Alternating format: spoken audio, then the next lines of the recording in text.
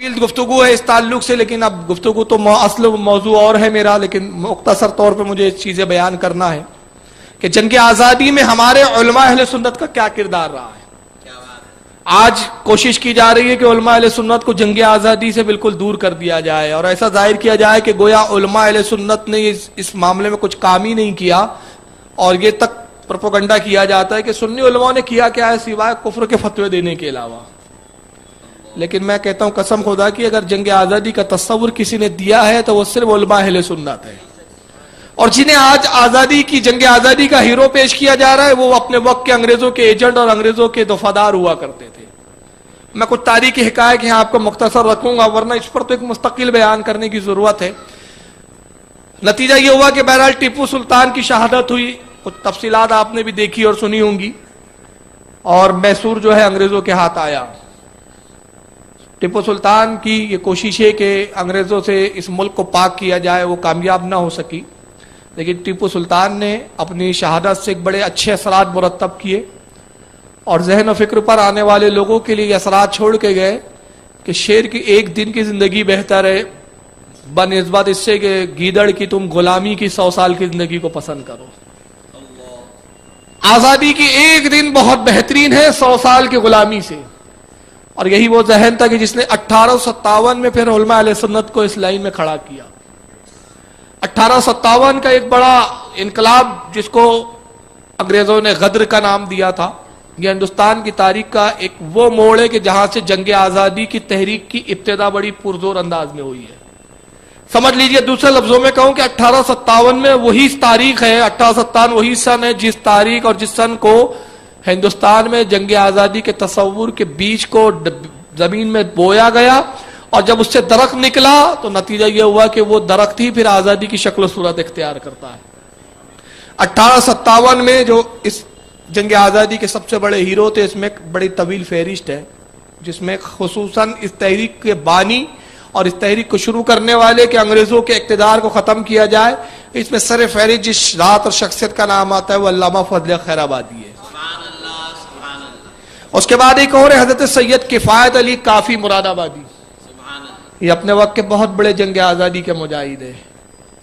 مولانا سید کفایت علی سید بھی تھے، سادات سے تھے، اور ایک لمبی فہرست ہے میرے پاس اس تعلق سے کہ جس میں مفتی صدر الدین آزردہ دہلوی، یہ 1857 کی جنگ آزادی کی یہ وہ علماء اہل سنت ہے جنہوں نے لوگوں میں آزادی کا جذبہ پیدا کیا اور ایک نئی روح پھونکی۔ انہیں میں علامہ احمد اللہ شاہ مدراسی ہے، یہ حالانکہ مجذوب تھے بزرگ، ایک زمانے تک جذب کی کیفیت میں رہے، لیکن جب 1857 میں علامہ فضل خیر آبادی نے فتویٰ دیا تو فتووں پہ دستخط کرنے والوں میں یہ بھی تھے، اور جذب کی کیفیت ختم ہوئی اور پورے ہندوستان میں گھوم کر انہوں نے جنگ آزادی کا ایک ماحول پیدا کیا۔ یہ بھی ہمارے اہل سنت کے عالم تھے، اس میں حضرت مفتی عنایت احمد کاکوری، مولانا ڈاکٹر وزیر خان، یہ وہ نام ہے جن کو آج ہمارے سنی جانتے بھی نہیں ہیں۔ اور بھی اس میں علماء کی فہرست آتی ہے، مولانا وحاج الدین مراد آبادی، مولانا امام بخش صاحبائی، مفتی مظہر کریم دریابادی، مفتی رحمت اللہ کیرانوی، یہ سارے علماء وہ ہیں، اور اس میں ایک نام میں پیش کروں گا خصوصاً اعلی حضرت کے شاگرد خاص حضرت مولانا ہدایت رسول۔ اب اگر ہم ان میں سے ہر شخصیات پر گفتگو کریں تو میں کہتا ہوں کہ کم سے کم 3 گھنٹے ایک بیان کے لیے چاہیے، پھر اگر مختصر بھی ہم کریں، لیکن چند شخصیات کا میں مختصر ذکر کرتا ہوں کہ جنگ آزادی میں ان کا جو رول رہا۔ علامہ فضل خیر آبادی یہ پہلی ذات و شخصیت ہے جنہوں نے سب سے پہلے انگریزوں کے خلاف فتویٰ دیا، اور اس کے برعکس معاملے کیا تھے وہ تو میں برعکس کا معاملہ دوسرے اس کا پہلو پیش کروں گا، تصویر کا دوسرا رخ۔ جب ہوا یہ کہ انگریزوں نے ایک ایسی کارتوس تیار کیا، جب بندوق میں جب وہ کارتوس ڈالے جاتے تھے تو اس کو منہ سے چمڑے کو چھیل کے نکالنا پڑتا تھا، اس میں گائے کی چربی کا استعمال کیا گیا اور سور کی چربی کا استعمال کیا گیا۔ چنانچہ منگل پانڈے نام کا جو ایک شخص تھا، ایک فوجی تھا انگریزوں کا، اس نے سب سے پہلے یہ آواز بلند کی کہ ایسے کارتوسوں کو ہم استعمال نہیں کریں گے۔ وجہ کیا ہے؟ ہندوؤں کے نزدیک گائے کا احترام تھا اور مسلمانوں کے نزدیک سور انتہائی ناپاک اور انتہائی نجس العین تھا۔ یہاں سے یہ جنگ آزادی کی بنیاد بنی اور بہادر شاہ ظفر کو اس کا قائد بنایا گیا. تو سلطان بہادر شاہ ظفر نے فتویٰ پوچھا کہ آزادی کے بارے میں کیا حکم ہے علماء کا, جنگ آزادی میں شریک ہونا چاہیے یا نہیں ہونا چاہیے, اور یہ جنگ کیا حیثیت رکھتی ہے اسلامی نقطہ نظر سے.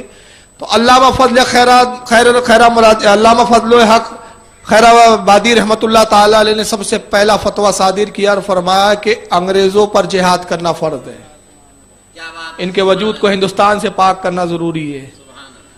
چنانچہ مسجد کے اندر انہوں نے اس کا اعلان کیا اور تمام علماء کی میٹنگ بلائی. بخت خاں ایک اس وقت کے بہت بڑے جنگ آزادی کے ہیرو تھے, یہ بھی سب سنی تھے, سب اہل سنت کی بات کر رہا ہوں میں اس وقت. تو بخت خاں جو تھے وہ جنرل تھے بہادر شاہ ظفر کی فوج کے, ان کو جنرل آف چیف منتخب کیا گیا اور ان کو ایک بہت بڑی فوج کے ساتھ ان کو تیاری کا حکم دیا گیا کہ انگریزوں کے خلاف ایک فوج کو اکٹھا کیا جائے. انہوں نے جگہ جگہ جا کے نوجوانوں کو آزادی کے لیے ابھارا, فوج میں بھرتی کیا, ٹریننگ دینا شروع کیا. انہی فتویٰ دینے والوں میں حضرت سید کفایت اللہ مراد آبادی بھی تھے, جن کا تخلص کافی تھا, بہت اچھے شاعر تھے, اور ان کی شاعری کا یہ حال تھا کہ اعلیٰ حضرت فاضل بریلوی الملفوظ میں خود فرماتے کہ میں 2 لوگوں کے علاوہ کسی کا کلام نہیں سنتا. فرمایا اس لیے کہ اکثر شعرا جو ہے آسمان و زمین کے قلابے ملا دیتے ہیں اور حد سے زیادہ تجاوز کرتے ہیں, اور بعض اتنے مبالغہ آرائی پر اتر آتے ہیں کہ کلام میں پھر جو ہے شریعت کی پابندی نہیں رہتی. تو فرماتے کہ بہت کم شعرا ہے جو اس چیز سے اپنا دامن بچائے, میں صرف 2 لوگوں کا کلام سنتا ہوں, ایک مولانا کافی کا اور ایک اپنے استاد بھائی مولانا حسن میاں کا. سبحان اللہ, سبحان اللہ. اور خود اعلیٰ حضرت علامہ سید کفایت اللہ کافی رحمت اللہ علیہ کو بہت سراہتے تھے ان کی شاعری کو, بلکہ یہاں تک کہ اعلیٰ حضرت ان کے بارے میں ایک جگہ فرماتے کہ وہ شعر ہے, میں پڑھ رہا ہوں جو اعلیٰ حضرت ان کی تعریف میں بیان کرتے ہیں. مہکا ہے میری بوئے دہن سے عالم, یا نغمہ شیری نہیں تلخی سے باہم, کافی سلطان نعت گویا ہے رضا, انشاءاللہ میں وزیر اعظم. کیا بات ہے, سبحان حالت کہتی ہے کہ نعت گوئی میں یہ بادشاہ کی حیثیت رکھتے ہیں علامہ کافی, اور میری حیثیت یہ ہے کہ گویا میں ان کا وزیر اعظم ہوں نعت کہنے میں. تو اندازہ لگائیے کہ سرکار اعلیٰ حضرت اپنے زمانے کے اتنے بڑے نعت گو شاعر تھے کہ میں تو ان کی تعریف میں یہ جملہ اپنی طرف سے نہیں کہتا ہوں, عشق کی بنیاد پر نہیں بلکہ حقائق کی روشنی میں کہوں گا کہ اعلیٰ حضرت نعت کہتے نہیں تھے بلکہ رسول اللہ اپنی نعت کہلواتے تھے. کیا بات ہے, سبحان اللہ. نعرہ تکبیر, نعرہ رسالت حضرت مولانا محمد فاروق خان صاحب. سبحان اللہ, سبحان اللہ. ان رسول اللہ خود کہلواتے تھے کہ احمد رضا تجھے کہنا کیا ہے, کیا بات ہے حضرت, واہ, ورنہ واہ, واہ. ایسے کلام جو ہے یہ الہامی کلام لگتے جب ہم ہدایت بخشش کو پڑھتے ہیں, یہ شاعری نہیں لگتی. اسی بنیاد پر ہمارے ایک بہت بڑے بزرگ نے کہہ دیا تھا کہ قصر مینار رضا تو بلند کافی ہے, کیا بات تو ہے, اس نے سچ ہے. تم اس کے پہلے زینے پہ چڑھ کے دکھلا دو, اور فتاوی رضویہ تو کرامت ہے, ہدایت بخشش ہی پڑھ کے بتلا دو. کیا بات ہے, تو سبحان اللہ. ہدایت بخشش خود میں دوسرے لفظوں میں ایک جگہ کہوں گا کہ اسلام اور تعلیمات اسلام, شرع کے حکام اور رسول اللہ کی حدیثوں کو گویا اعلیٰ حضرت نے نظم میں جو ہے تحریر فرما دیا, سبحان اللہ, سبحان اس کو منظوم کر دیا ہے. لیکن اعلیٰ حضرت مولانا کافی کے کتنے بڑے مداح خواہ کہتے ہیں کہ میں وزیر اعظم ہوں, اور وہ نعت گوئی میں وہ بادشاہ کی کیا حیثیت بات رکھتے ہے, ہیں. سبحان اللہ. تو جس کو سبحان اللہ. حضور سیدی اعلیٰ حضرت نے بادشاہ کہا ہو, ہاں. اس کے نعت اور اس کے رسول کا کیا عالم ہوگا. سبحان اللہ. تو یہ مولانا کفایت اللہ کافی تھے, انہوں نے فتویٰ دیا, اور چنانچہ یہ بخت جو خاں تھے, بخت خاں جنرل جن کو بنایا گیا تھا, ان کو مراد آباد کے حالات لکھ کر بھیجا کرتے تھے, اور اکثر ان کو خطوط لکھتے. تو 25 اپریل 1858 کو کچھ انگریزوں کے جاسوسوں نے خبر دی کہ مولوی کفایت اللہ کافی صاحب جو ہے یہ انگریزوں کے خلاف ایک مہم چلاتے ہیں, اور فتویٰ دینے والوں میں یہ بھی ہے, یہ بھی کہتے ہیں کہ انگریزوں پہ جہاد کرنا فرض ہے. چنانچہ ان کو گرفتار کیا گیا, اور انگریز اتنے گھبرائے کہ مولانا کافی کا لب و لہجہ اور ان کی شاعری کا یہ عالم تھا کہ نظم میں بھی وہ آزادی پہ لوگوں کو ابھارتے تھے, اور جب ان کی نظم پڑھی جاتی مجلسوں میں اور جلسوں میں تو لوگوں میں ایک جان پیدا ہو جاتی تھی. تو انگریز اتنے خوف زدہ ہوئے, کہا کہ فوراً مقدمہ قائم کیا جائے, اور فوراً مقدمے کی سماعت ہو, اور فوراً فیصلہ سنا دیا جائے. تو آپ انگریزوں کا خوف اس سے انداز لگائیے کہ حضور سید کفایت اللہ کافی کے لیے صرف 2 دن مقدمہ چلا, اور 2 دن کے اندر پہلے دن پہ مقدمہ ہوا اور دوسرے دن جو ہے پھانسی کی سزا سنا دی گئی. اللہ. चुनांचे हजरत अल्लामा सैयद किफ़ायतुल्लाह काफ़ी को बरसर आम फांसी दी गई और इनकी बेबाकी का आलम यह था, जब शहादत की खबर मिलती है, शहादत का पैगाम सुनाया गया कि फांसी होने वाली है, तो आप रो नहीं रहे थे बल्कि आप मुस्कुराने लगे सुभान अल्लाह और फरमाया कि मेरी आखिरी ख्वाहिश ये है कि ये फांसी बरसर आम दी जाए। अल्लाह चुनांचे मजमे आम में हजरत अल्लामा सैयद किफ़ायतुल्लाह काफ़ी को लाया गया, हजारों का इस्दाम लगा हुआ था और जब लाया गया तो देखने वाली निगाहों ने देखा कि आप बड़े खुश नजर आ रहे थे। क्या बात है, आपने गुस्ल किया, कपड़े तब्दील किए, कुछ वक्त कुरान की तिलावत की, क्या बात, आंखों में सुरमा लगाया, अपने लिबास को इतने से जो है मुअत्तर किया और बड़े शान के साथ सीना कड़ाते हुए नाते रसूल गुनगुनाते हुए क्या आते बात हैं। है, सुभान अल्लाह। अब उस वक्त नात क्या कही थी वो मैं जुमले, अभी वो नात के कुछ अशार पढ़ के सुनाऊंगा। अब पूछने वालों ने पूछा अंग्रेजों ने कि किफ़ायतुल्लाह तुम्हें खौफ नहीं आता कि तुम्हें फांसी होने वाली है? कहा फांसी से मौत से तो वो डरे कि जिसको मौत के बाद की जिंदगी की मायूसी हो, क्या बात जिसको है। ये यकीन ना हो कि मौत के बाद क्या होने वाला है। मैं तो इसलिए इस तैयारी के साथ जा रहा हूं कि बस रसूलुल्लाह से मुलाकात होने क्या वाली बात है, है। सरकार मेरे इंतजार में। नारे तकबीर, नारे रिसालत, जश्न गौसे आजम हजरत मौलाना मोहम्मद फारूक खान साहब रज़वी, सुभान अल्लाह। क्या बात है भाई, सुभान और जब तख्ते दार पर लाया जाता है अल्लामा सुभान सैयद अल्लाह, किफ़ायतुल्लाह काफ़ी को, तो कहा ठहर जाओ, मेरी आखिरी ख्वाहिश ये है कि मैं कुछ अपने नबी की शान में कुछ कह दूं। क्या बात है, सुभान अल्लाह। और उसी हालत में मेरे गले में फंदा डाला जाए। क्या फंदा बात। गले में डाला गया और उस वक्त आप शेर कह रहे थे, कोई गुल बाकी रहेगा न चमन रह जाएगा, कोई गुल बाकी रहेगा न चमन रह जाएगा, पर रसूलुल्लाह का दीन हसन रह जाएगा। सुभान अल्लाह, सुभान अल्लाह। कोई गुल बाकी रहेगा न चमन रह जाएगा, पर रसूलुल्लाह का दीन हसन रह जाएगा। हम सफीरो बाग में है कोई दम का चहचहा, बुलबुलें उड़ जाएंगी सूना चमन रह जाएगा। सुभान इतली सो कम ख्वाब की पोशाक पर नाजा न हो, अतलास व कम वो ख्वाब की पोशाक पर नाजा न हो, इस तने बेजान पर खाकी कफन रह जाएगा, जो पढ़ेगा साहिबे लौलाक के ऊपर दुरूद। ये शेर सुने, सुभान अल्लाह। देखिए क्या यकीन है कि फांसी के तख्ते पर ये शेर कह रहे हैं, वरना फांसी और मौत ऐसा है कि अच्छे अच्छों के होश उड़ जाते हैं। और उस मकाम पे नाते रसूल कह रहे हैं और अशार बरजस्ता अशार, ये नहीं कि लिख के रखे थे उन्होंने, बरजस्ता अशार कहते, जो पढ़ेगा साहिबे लौलाक पर के ऊपर दुरूद, आग से महफूज उसका तन बदन रह जाएगा। नारे आग से तकबीर, महफूज, नारे रिसालत, क्या बात है, सुभान अल्लाह। आग से महफूज उसका तन बदन रह जाएगा। सब फना हो जाएंगे काफी, लेकिन हश्र तक नाते हजरत का जबानों में सुकन रह जाएगा। सुभान अल्लाह, सुभान तो अल्लाह। ये अल्लामा सैयद किफ़ायतुल्लाह काफ़ी सुभान रहमतुल्लाह अलैह, सुभान अल्लाह। जिनको फिर बरसर आम सजाए मौत दी गई, मगर क्या आज इनका तस्करा किया जाता है? अफसोस की तो ये बात है कि हमारे सुन्नी लोगों को ही नहीं पता कि हमारे उलमा ने जंग आज़ादी में क्या कारनामे दिए। उसके बाद अल्लामा सैयद फजल खैरा मुरादाबादी की मैं बात करूं, ये तो जंग आज़ादी के असल हीरो है। इन्होंने जब फतवा दिया और फतवा देने के बाद बरसर आम दिल्ली की जामा मस्जिद के अंदर इन्होंने ऐलान किया अपने उस फतवे का, और नतीजा ये हुआ कि अंग्रेजों ने, जब अंग्रेजों को यह खबर पहुंची तो उन्होंने इनकी गिरफ्तारी का वारंट जारी कर दिया। तो अल्लामा फजल खैरा मुरादाबादी रहमतुल्लाह अलैह कुछ दिन के लिए रोपोश हो गए। बाद में मुखबिरों की मदद से इनका पता लगाया गया और मुखबिरों ने जब जासूसी की, चुनांचे हजरत को गिरफ्तार किया गया। अल्लामा फजल खैराबादी पे मुकदमा कायम हुआ, मुकदमा चला तो आपके जो वकील थे जो लड़ रहे थे, तो उन्होंने कहा हुजूर कि आप कह दीजिए अदालत में कि ये फतवा मेरा नहीं है। तो आपने फरमाया कि मुझे किसी वकील की हाजत नहीं, अपना मुकदमा मैं खुद लड़ूंगा, मुझे किसी सरकार की तरफ से कोई वकील नहीं चाहिए, हुकूमत की तरफ से। खुद आप अपने मुकदमे की पैरवी के लिए कटघरे में तशरीफ लाए। जज ने पूछा कि फजल ये क्या तुम्हारा फतवा है? तो अलमा फरमाते कि अगर आप कह देते कि मेरा फतवा नहीं है तो कोई सबूत ही नहीं था अंग्रेजों के पास, क्यों साबित करते ही आपका फतवा है।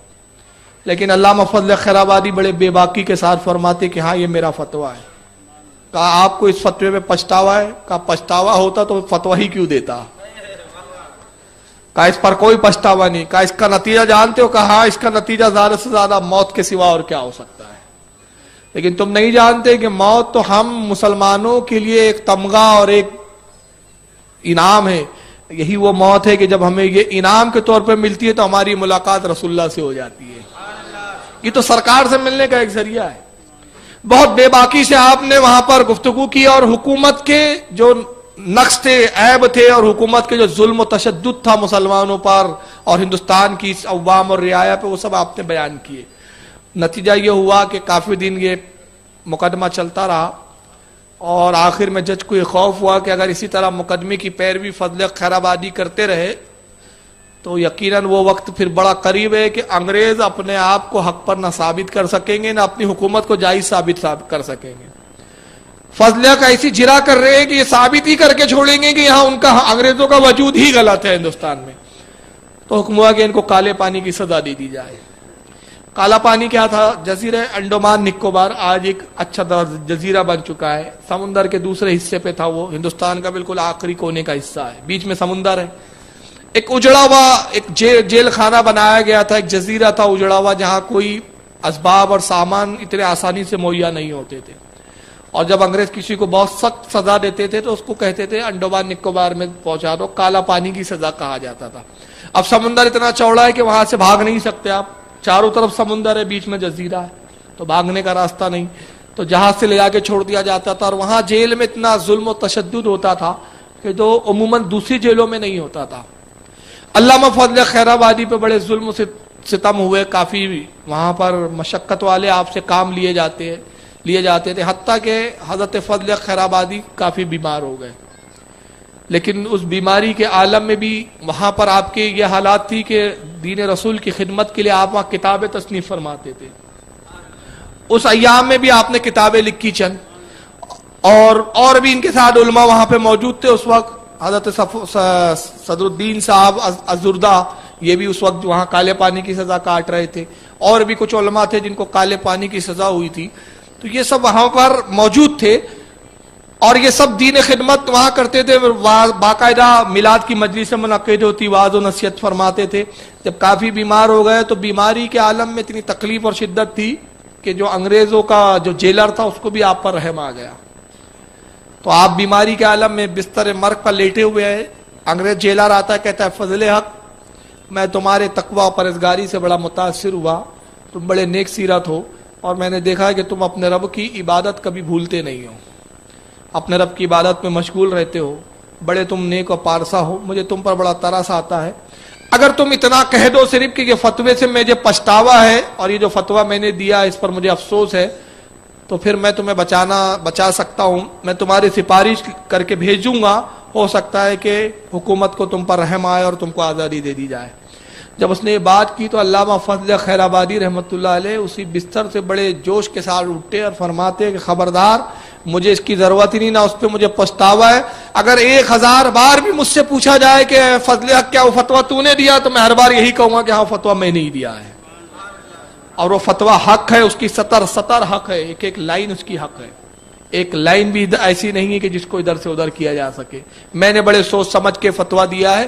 واقعی انگریزوں کا وجود جو ہے یہ ہندوستان میں ناپاک وجود ہے، اس کو صاف کرنا ہم پر فرض و واجب ہے. نتیجہ یہ ہوا کہ اسی بیماری کے عالم میں انڈومان نکوبار میں آپ کا وصال ہوا اور وہیں پر حضرت کی مزار ہے آج. ان کے صاحبزادے تھے حضرت عبدالحق خیر آبادی، یہ بھی جنگ آزادی میں اس وقت شریک رہے. بعد میں ان کا بھی جب انتقال ہوا تو علامہ عبدالحق خیر آبادی تو اتنے بڑے محب وطن تھے کہ انہوں نے وصیت کی تھی کہ جب انگریز چلے جائے تو میری قبر پر آ کر یہ خبر سنا دینا کہ انگریز چلے گئے. یہ آخری ان کی وصیت تھی. تو چنانچہ جب 15 اگست کا دن آیا تو کچھ علماء کی جماعت وہاں پہنچی، میلاد کی محفل منعقد ہوئی، اور اس کے بعد ان کی قبر پر جا کے باواز بلند کہا گیا حضور مبارک ہو، انگریز ہندوستان چھوڑ کر جا چکے ہیں. یہ علامہ فضل خیر آبادی اور ان کے صاحبزادے، ان کا جنگ آزادی میں ایک رول رہا. حضرت مولانا ہدایت رسول رحمۃ اللہ علیہ جو اعلیٰ حضرت کے شاگرد تھے، بہت بہترین واعظ گوئی کرتے تھے. واعظ کہنے میں ان کو بڑا ملکہ حاصل تھا، بڑے عظیم خطیب تھے، اور یہ سرکار غوث اعظم کی خاندان اور ان کی نسل سے تھے. مولانا سید ہدایت رسول اعلیٰ حضرت کے شاگردوں میں تھے، اور بے باکی اور تقریر کا یہ عالم تھا کہ سرکار اعلیٰ حضرت ان کے بارے میں فرماتے کہ اگر مجھ جیسا ایک قلم کا دھنی، ایک قلم سے لکھنے والا اور ہدایت رسول جیسا ایک اور اگر تقریر کرنے والا ہندوستان میں ایک اور پیدا ہو جاتا تو ہم دونوں مل کر ہی انگریزوں کو ہندوستان سے بھگا دیتے. اتنا مطلب یہ 4 لوگ ہی کافی ہوتے. یہ مولانا ہدایت رسول کی تقریر کا انداز تھا اور بڑے بے باک. اور ان کی ایک میں فضیلت اور ایک خوبی بتاؤں گا اور اس میں پھر حالت کی کرامت بھی ہے. مولانا ہدایت رسول کو بھی پھانسی دی گئی اور جرم کیا تھا کہ قانون پاس ہوا تو انہوں نے اس کے خلاف احتجاج کیا. اور علامہ ہدایت رسول کا عالم یہ تھا کہ غیر مسلم بھی ان کے فتوے پہ عمل کرتے تھے اور ان کی بات کو بہت توجہ سے سن کے اس پہ قبول کیا کرتے تھے. گویا یہ پورے اپنے شہر میں ایک قائد کی حیثیت رکھتے تھے. انہوں نے اعلان کیا کہ فلاں میدان میں جو ہے آج اس قانون کے خلاف ایک اجلاس منعقد کیا جائے گا, فلاں تاریخ کو سارے ہندوستانی جمع ہو جائیں. اور کہا جب تک یہ قانون انگریز ہٹائیں گے نہیں تب تک ہڑتال جاری رہیں گی. تو اتنی زبردست ہڑتال ہوئی کہ خود انگریز مورخ ہینٹر کر کے ایک مورخ گزرا, اس نے اپنی کتاب میں لکھا کہ ایسی ہڑتال ہندوستان کی تاریخ میں نظر نہیں آئی. اور حال یہ تھا کہ کہنے والا ایک مسلمان تھا لیکن ہندوؤں نے بھی ان کے اس قول پر اتنا عمل کیا کہ جو دودھ بیچنے والے ہوتے تھے انہوں نے انگریزوں کے بچوں کو دودھ دینے سے انکار کر دیا. سبزیاں جو بیچنے والی ہوتی تھی تو علامہ ہدایت رسول کی ہدایت تھی, انہوں نے کہا تھا کہ دیکھو کوئی ہندوستانی سبزی خریدے تو اس کو بیچ دینا مگر انگریزوں کو نہ دیا جائے. دودھ والوں سے کہا گیا تھا کہ دیکھو دودھ ہندوستانیوں کو بیچنا لیکن انگریز دودھ مانگے تو ان کو ایک قطرہ بھی نہ دینا چاہے کچھ بھی ہو جائے. نتیجہ یہ ہوا کہ ایک سبزی والی, وہ مورخ ہینٹر جو ہے انگریز مورخ لکھتا ہے کہ ایک سبزی بیچنے والی ٹوکری میں آلو اور گوبھی وغیرہ کچھ سبزیاں لے جا رہی ہے اور وہ اپنی بستی میں سبزیاں بیچ رہی تھی کہ ایک انگریز پہنچتا ہے اس کے پاس اور کہتا ہے کہ مجھے کچھ آلو دے دو. تو کہتی ہے کہ ہمارے مولانا, اور غیر مسلم تھی لیکن کہتی ہے کہ ہمارے مولانا ہدایت رسول کا حکم ہے کہ کسی انگریز کو ایک سبزی کا پتے کا ٹکڑا بھی نہ دیا جائے. تو انگریز کہتا ہے کہ کتنی قیمت میں بیچتی ہے؟ تو اس نے کچھ بتائی اتنے آنے, کہا کہ 10 گنا لے لے. تو وہ کہتی ہے 10 گنا, اگر تو ایک آلو کی قیمت 1,00,000 روپیہ بھی دیں گا تو میں مولانا ہدایت رسول کی ماننے والی ہوں, ان کا فتویٰ دیکھوں گی, تیرے کو آلو نہیں بیچوں گی. اتنی زبردست ہڑتال کی گئی تھی. جب انگریزوں نے دیکھا تو بڑے تل ملائے کہ صاحب یہ مولانا ہدایت رسول کا یہ عالم ہے. انہوں نے اریسٹ وارنٹ جاری کیا اور کہا کہ جو جلسہ فلاں تاریخ کو ہونے والا ہے اس تاریخ پر اگر جلسے کی پابندی ہے, جو جلسے میں جائے گا اس کو گرفتار کیا جائے گا. بڑا ایک ٹینشن کا ماحول تھا اور انگریزوں نے یہ کیا کہ صاحب جب اعلان کیا کہ اس جلسے میں جو جائے گا گرفتار ہوں گا, اور جلسے کا جو وقت تھا وہ صبح 10 بجے سے تھا کیونکہ اس زمانے میں لائٹ ویٹ کے انتظام نہیں ہوتے تھے تو اجلاس جو دنوں میں ہوا کرتے تھے. جب انگریزوں کا یہ فرمان جاری ہوا اور ایک منادی اعلان کرتے ہوئے جا رہا ہے کہ حکومت سرکار اور یہاں کے گورنر کا حکم ہے کہ اس جلسے میں کوئی شریک نہ ہو, جو جلسہ میں شریک ہوگا حکومت کا غدار مانا جائے گا, اس کو گرفتار کیا جائے گا. تو غیر مسلموں نے اور مسلمانوں نے کیا کیا, رات کے 2 بجے سے جا کے میدان میں جمع شروع ہو گئے. انہیں معلوم تھا کہ صبح انگریز فوج جو ہے سپاہی کھڑے کر دیں گے وہاں پہ میدان میں, جانے نہیں دیا جائے گا. تو رات کے 2 بجے 2:30 بجے سے ہی رات بھر لوگ میدان میں جمع ہوتے رہے. اور جب صبح 6 بجے کے قریب انگریز اس میدان کے قریب پہنچے کہ چلے پہرا وہرا نافذ کرے, اور خود انگریزوں کا کمشنر پہنچا تو یہ دیکھ کر حیران رہ گیا کہ جیسی سفیدہ نمودار ہوا صبح کا تو پورا میدان ہزاروں لاکھوں لوگوں کے اقدام سے کھچا کھچ بھرا ہوا تھا. یہ بڑا پریشان کہ اب اتنوں کو کیسے گرفتار کرے. تو اس نے کہا کہ وہ پہرا لگایا, کہا کہ ہدایت رسول کو کسی طرح سے بھی اسٹیج پر نہ آنے دیا جائے. مگر آپ کے خادموں نے ایسا انتظام کیا کہ پیچھے سے لائے اور اچانک اسٹیج پہ کھڑے کر دیے. کوئی اعلان نہیں, کچھ نہیں, آپ نے سیدھا آئے اور مائک پہ تقریر شروع کر دی. اب تقریر شروع ہوئی تو اب یہ انگریز پریشان کیا کرے, تو کمشنر نے سیدھا گورنر کو فون لگایا کہ کیا آرڈر ہے, تو کہا فوراً اسی میدان سے گرفتار کر لو. تو کمشنر ڈرتے ڈرتے پوسٹر کہتا ہدایت رسول تمہارا اریسٹ کا وارنٹ ہے. تو آپ مائک پر اعلان کرتے کہ صاحب آپ لوگوں نے سنا, یہ انگریز کمشنر کہتا ہے کہ میرے اریسٹ کا وارنٹ ہے, میں اپنی تقریر ابھی یہاں روکتا ہوں, ختم نہیں ہوئی, آگے کی تقریر کمشنر کے بنگلے پر ہوں گی, سب وہاں چلے, سب وہاں چلے, باقی کی تقریر وہیں ہوں گی. تو پورا مجمع چلا انگریز کے جو کمشنر تھا اس کے گھر کی طرف. اب یہ پریشان, اب اس نے ہتھکڑی تو لگا دی, حضرت کو لے جا رہا اور مجمع بھی ساتھ ساتھ, اور تو مجبور ہو کے یہ گھبرایا کہ اتنے لوگ اگر ہم پہ ٹوٹ پڑے تو ہم کتنوں کو گرفتار کریں گے, کتنوں کو ماریں گے. نتیجہ یہ ہوا کہ اس نے ہتھکڑی کھولی, کہا کہ مولانا ہدایت رسول آپ کو جو کہنا ہے کہہ دیجئے, مگر اس شرط کے ساتھ کہ بعد میں جب میں آپ کو گرفتار کروں, چونکہ میری حکومت کا نوکری کا سوال ہے, تو آپ اپنے لوگوں کو قابو میں رکھیں, اپنے لوگوں سے اپیل کریں کہ وہ پولیس پر حملہ نہ کرے. کہا ٹھیک ہے, مجھے منظور ہے. نتیجہ یہ ہوا کہ مولانا ہدایت رسول نے پوری تقریر مکمل کی اور فرمایا کہ ہڑتال اس وقت تک جاری رکھی جائے جب تک انگریز یہ اپنا بدترین قانون واپس نہ لے, اور فرمایا کہ مجھے گرفتار کر رہے ہیں, انشاءاللہ یہ میرا بال بھی باقا نہ کر سکیں گے, لہذا آپ اطمینان رکھیں, امن و سکون قائم رکھیں. مولانا ہدایت رسول کو لے جایا گیا اور اس کے بعد آپ پہ مقدمہ چلا, اور مقدمے کے بعد آپ کو پہ غدار کا حکم کہ بھائی انگریزوں کے خلاف انہوں نے غداری کی, حکومت کے خلاف یہ کیا وہ کیا, چند سالوں کی سزا آپ کو سنا دی گئی.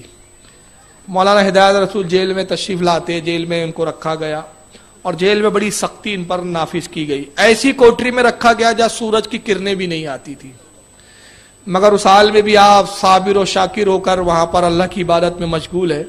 سرکار غوث اعظم کے شہزادے تھے, تو ایک دن جب تکلیف بہت حد سے زیادہ گزر گئی تھی, انگریز کئی بار یہ ہوتا کہ وضو کے لیے پانی تک نہیں دیتے تھے, کئی بار آپ کو کھانا نہیں دیا جاتا, کبھی کھانا دیا جاتا تو بہت ہی بدترین کھانا دیا جاتا تھا, بڑے محنت کے کام لیے جاتے تھے. تو ایک دن آپ نے منقبت لکھی سرکار غوث اعظم کی شان میں, اور اس منقبت میں غوث اعظم سے استغاثہ کیا, اور الفاظ کچھ اس طرح تھے, مفہوم یہ تھا آپ کی منقبت کا کہ حضور اے میرے جد کریم میری خبر لیجئے, میری جو ہے خبر لیجئے, مجھ پر اپنا کرم کیجئے. منقبت لکھنے کے بعد آپ اسی کوٹری میں ابھی نیند لگ گئی, سو گئے, تو خواب میں یہ دیکھتے کہ سرکار غوث اعظم رضی اللہ تعالیٰ عنہ بنفس نفی تشریف لاتے ہیں. مولانا ہدایت رسول کو اٹھایا, کہا ہدایت رسول اٹھو, تم نے ہمیں یاد کیا, ہم آ گئے.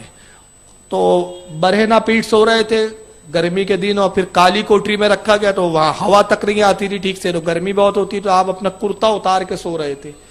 تو سرکار غوث اعظم نے اٹھایا اور آپ کی ننگی پیٹھ پر محبت سے ایسا اپنے پنجہ رکھا غوث اعظم نے, اور پنجہ رکھ کے تسلی دی, کہا صاحبزادے کل تمہارا رہائی کا دن ہے. یہ خواب کا منظر تھا. غوث پاک چلے گئے تو یہ پھر بیدار ہوئے, اور بیدار ہونے کے بعد بڑا ایک مسرت اور خوشی محسوس کی. صبح ہی آرڈر آتا ہے کہ آپ کو آزاد کیا جاتا ہے. مولانا ہدایت رسول کو جب آزادی کا پروانہ ملا, سیدھا وہاں سے جیل سے آپ نکلے, سیدھا اپنے مرشد کامل استاد گرامی حضور سیدی اعلی حضرت کی بارگاہ میں حاضر ہوتے ہیں. اعلی حضرت رضی اللہ تعالیٰ عنہ بیٹھے ہوئے تخت پر درس حدیث دے رہے ہیں, علماء مشائخ بیٹھے. جیسی مولانا ہدایت رسول داخل ہوئے کمرے میں, بس اعلی حضرت ادب سے کھڑے ہو گئے. سب کو تعجب ہوا کہ بھائی مولانا ہدایت رسول تو شاگرد ہیں, بارہ آتے, بارہ حضور اعلی حضرت سے پڑھا ہے, سیکھا ہے, آج کیا بات ہے. تو اعلی حضرت جب ادب سے کھڑے ہوئے تو ساری مجلس کھڑے ہو گئی. اعلی فرماتے صاحبزادے اپنا کرتا تو اتارو. تو مولانا ہدایت رسول تعجب میں پڑ گئے, کہا سرکار کرتا کیوں اتروایا جا رہا ہے, کہا اتاریے. تو کرتا اتارا تو اعلی حضرت نے اسی پیٹھ پر بوسا دیا جا سرکار غوث اعظم نے خواب میں اپنا پنجہ رکھا تھا, اور پنجے کا نشان برقرار تھا. اور اس کے بعد فرمایا کہ ہدایت رسول جو خواب تم جیل میں دیکھ رہے تھے, فقیر اپنے گھر میں اسی خواب کو دیکھ رہا تھا. یہ میرے غوث کا مجھ پر فضل تھا کہ وہ خواب مجھے گھر میں دکھایا گیا اور تم جیل میں دیکھ رہے تھے. اور فرمایا ہدایت رسول جس کی پشت پر غوث اعظم کا پنجہ ہو, اس کو کس بات کا خوف ہے. تمہارے مرنے تک, بلکہ تم حشر میں ہوں گے تو حشر میں بھی اسی پنجے کے ساتھ اٹھائے جاؤں گے. غالباً اسی کو کہا کہ کیا دبے جس پہ حمایت کا ہو پنجہ تیرا, شیر کو خطرے میں لاتا نہیں کتا تیرا.